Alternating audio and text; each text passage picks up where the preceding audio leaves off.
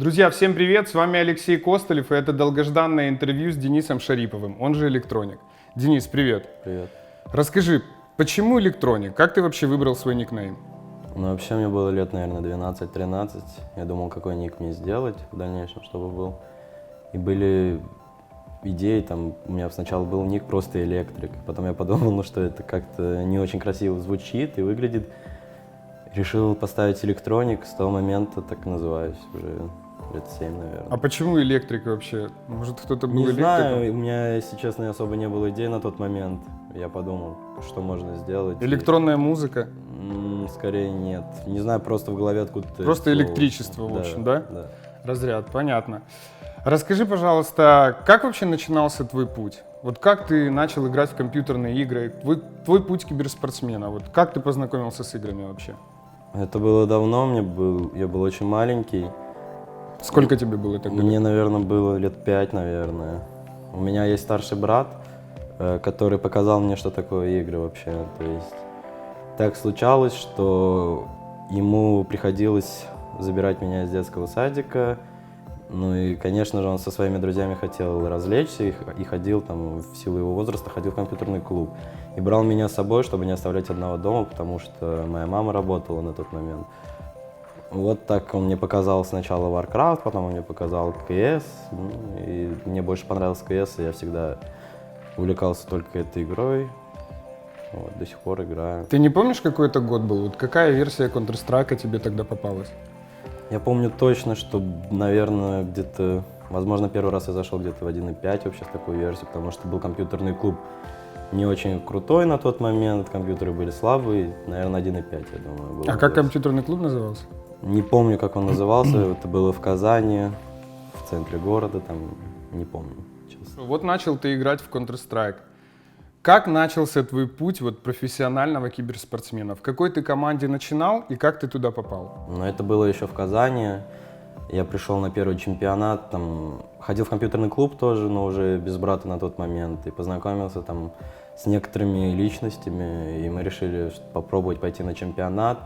Потом мы пришли на этот чемпионат, сыграли довольно-таки хорошо, мы выиграли довольно-таки известных по Казани тогда игроков. Мы были все счастливы, но потом так судьба сложилась, что я оказался маленький там, по сравнению с моими соклановцами, и они меня убрали и играли отдельно, без меня. А как команда называлась? Я не помню, по-моему, так. Вот так вот оно, не помнит свою первую команду, да? Импульс, по-моему, она называлась, что ли. Да, по-моему, Импульс она была. После Импульса тебе сколько было лет? Как дальше развивалось все? В Импульсе мне было, наверное, лет 11-12. Потом я переключился, то есть я играл также в Counter-Strike, но я перестал ходить на чемпионаты, я играл в Криц, это мод есть такой в CS, то есть я очень серьезно был настроен именно на Криц, я ставил там мировые рекорды, на прохождении карты. Это вот эти. То есть у тебя был мировой рекорд по прохождению карты, Да, правильно? у меня был он не один, у меня их было несколько. Вот. Я играл, то есть я из КС не уходил. Продолжал играть всегда, но только я никогда не стрелялся, наверное, года 2 вообще, не заходил на такие серверы, где надо стрелять. Я устал уже писать мировые рекорды. И так вышло, что там, по-моему, не хватало одного человека на чемпионат, как раз таки у моей старой команды, они меня позвали.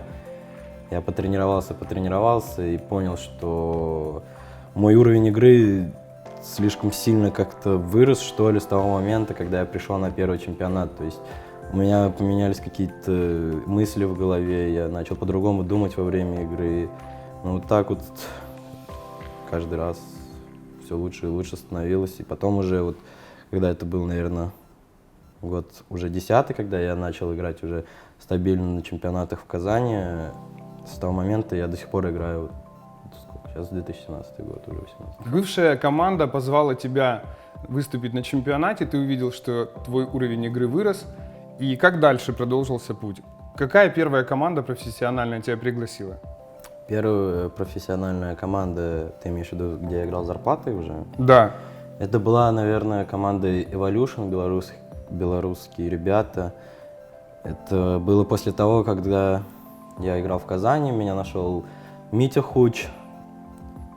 и показал, грубо говоря, всему СНГ, что есть такой игрок электроник. Потом я совершил, наверное, одну из самых глубочайших ошибок на тот момент, что ушел от него, вернулся обратно в Казань. Но в Казани у меня не срослось, опять-таки, с игроками. Я слишком сильно верил казанскому КСу и думал, что ребята могут выйти на новый уровень, они могут хотя бы играть там на уровне хорошем в России, то есть побеждать чемпионаты в России, но этого не произошло. И со мной связались ребята из Беларуси. А почему ты сделал эту ошибку? Вот ты рассказываешь так вот. Почему ты ушел? Ну, мне было лет 15-16. То есть ты еще не понимал перспектив, да? Да, я не особо понимал. То есть у меня, не знаю, были таким baby rage, скажем так, я был. То есть меня критиковал Митя в хорошую сторону, чтобы я рос как игрок. А я не мог эту критику воспринять, и поэтому на этом фоне я, грубо говоря, сказал неприятные слова Мите и ушел просто из команды. Ну, вот так вот потом все автоматически сложилось уже. Вот. Evolution была первая команда белорусская, я помню. Зарплата у меня была $200 на тот момент. Это были для меня очень крутые деньги, я не знаю, я жил как царь, наверное, на эти деньги, мог все себе позволить. Вот. Первая команда была Evolution. Да. После Evolution, куда ты пошел дальше? После Evolution команда Evolution развалилась по одной простой причине, потому что Simple ушел из Flipside на тот момент, Киберфокус хорошо общался с Simplом, и Спас хорошо общался с Simplом. Не хорошо общался, точнее, просто Кибер хорошо общался со Спазом и позвал их вместе играть. Они хотели взять и меня, но, так скажем, капитан решил взять Фикса на тот момент. Я остался один без команды, но я общался с людьми из Evolution, и они дали мне возможность также зарплаты собрать свой состав. Я пытался собрать всякие составы, но это не увенчалось никаким успехом. И опять меня звали потом уже в Empire, сразу же с Evolution. И параллельно меня звали в Казань опять играть. Только мне пели сказки, что там будет все профессионально, будет зарплата, будет буткемп, все условия, которые вы ты уже второй раз на эти грабли решил не наступать. Я наступил. Наступил опять? Я наступил на них, поверил, посидел 2 месяца, слава богу. В дальнейшем, опять-таки, нашлось для меня местечко в той же самой Empire, и я уже ушел туда, и вот с этого момента, наверное, и пошло. То есть, скажем так, точкой старта профессиональной карьеры была Team Empire, правильно? Ну, скажем так, да. Сколько ты там проиграл? Я там проиграл, наверное, вот именно в организации Empire мы проиграли полгода, наверное.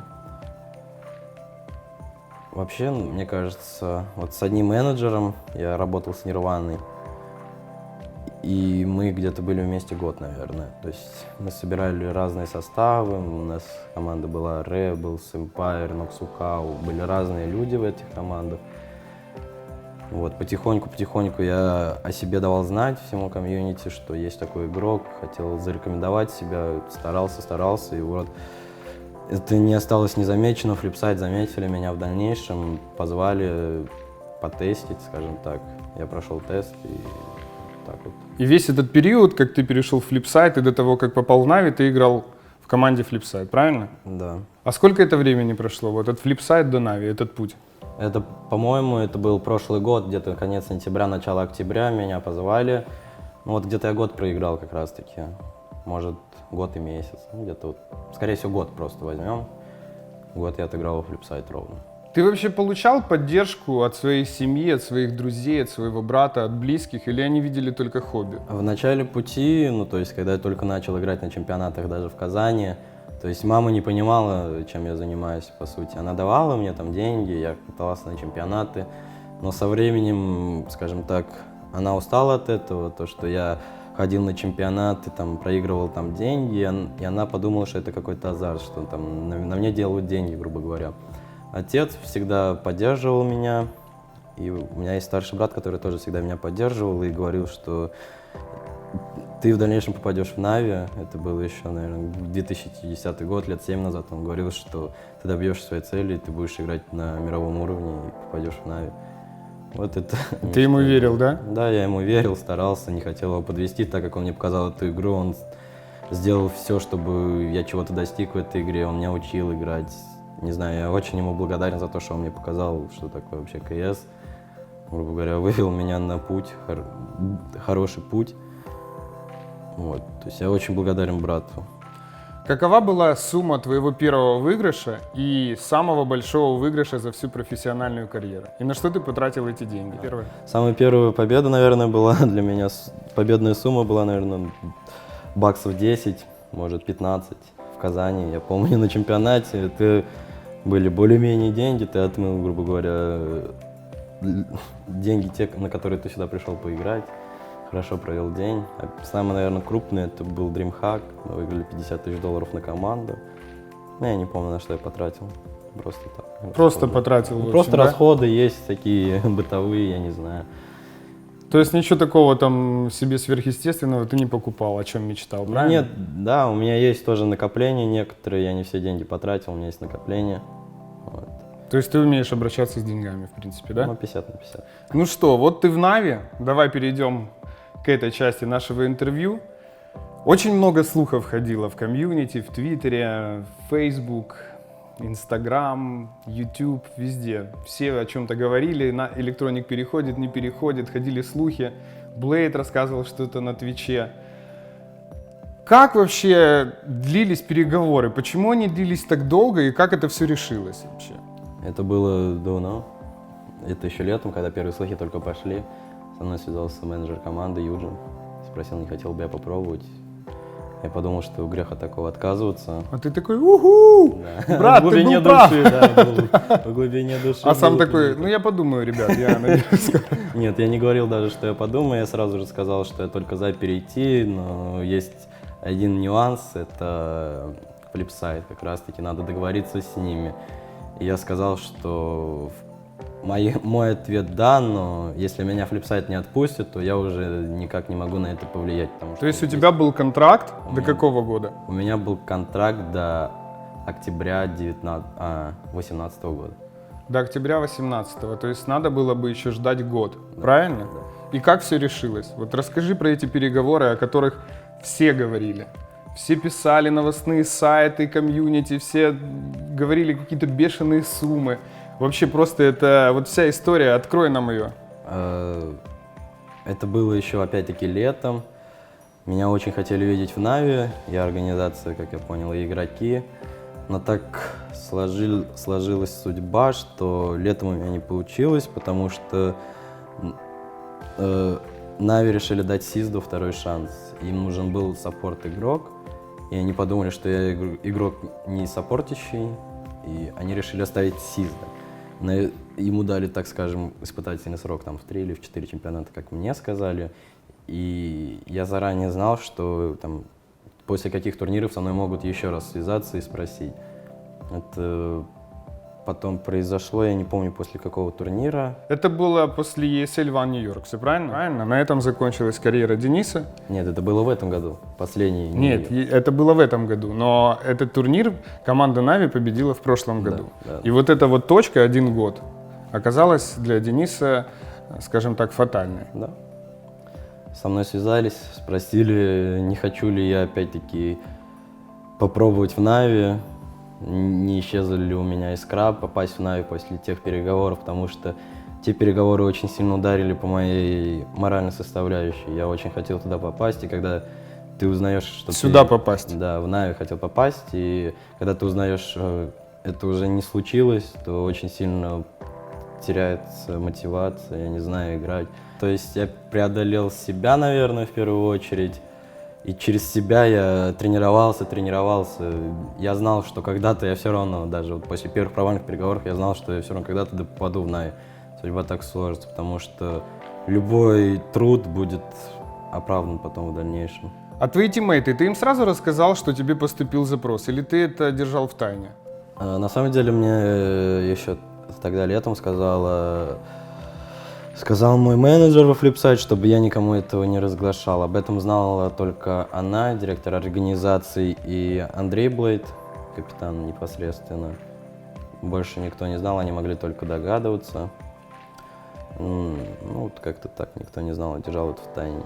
Ну, хотя об этом все знали. Ну, из-за слухи слух. все равно поползли. Интересно, кто же слил информацию. Может быть, это Блейд, но мы об этом никогда не узнаем. И как все решилось вообще? Решилось все просто. Во второй раз Нави были намного решительнее уже с моим выкупом. Они очень хотели заполучить меня и, грубо говоря, готовы были отдать любые деньги, чтобы забрать меня. Переговоры, опять-таки, даже вторые были очень трудные. Сначала все вроде было бы окей, потом какие-то проблемы со стороны флипсайт. Там. Вот эти все форс-мажорные обстоятельства затянулись настолько долго, что я мог уже, наверное, недели, точнее, 3 назад попасть на этом месяц, грубо говоря. Но из-за того, что сложные переговоры были, я попал намного позже. А почему они не хотели отпускать тебя? Они хотели большую сумму за тебя?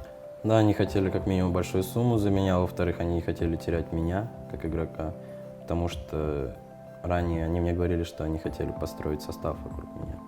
Когда уже все раскрылось и все тиммейты знали, что ты переходишь, как они к этому отнеслись? Вот как они отреагировали? Они были рады за тебя или все-таки у них была какая-то обида, что ты бросаешь их? Я все-таки думаю, что они были рады за меня, потому что они понимают, что это уже новый уровень игры, и что каждый игрок, молодой тем более, мечтает попасть в Нави. Поэтому они очень спокойно отнеслись, поддержали меня в этом, за что им огромное спасибо. Первый день в Нави. Ты прилетаешь с Москвы на буткемп, приезжаешь в дом, где мы сейчас находимся. Как тебя встретили ребята, реально? Ты был с кем-то знаком из них? Вот расскажи поподробнее. Может, было какое-то посвящение, я не знаю, совместный ужин? Кого-то из них знал заранее, до того, как попал в Нави? Вообще, вот расскажи, это очень интересно комьюнити, как принимает новых игроков. Наверное, я понемножку общался с каждым, кроме Саши Симпла ранее. Я общался на последнем мажоре очень много с Мишей Кейном. Перед приходом в Нави я общался с Егором Флеймами, с Зевсом разговаривал тоже в Польше, в Кракове.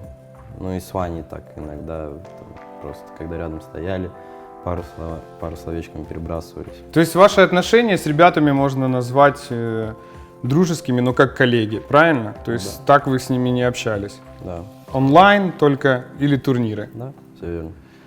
Как они тебя приняли? Как ни странно, приняли все очень круто.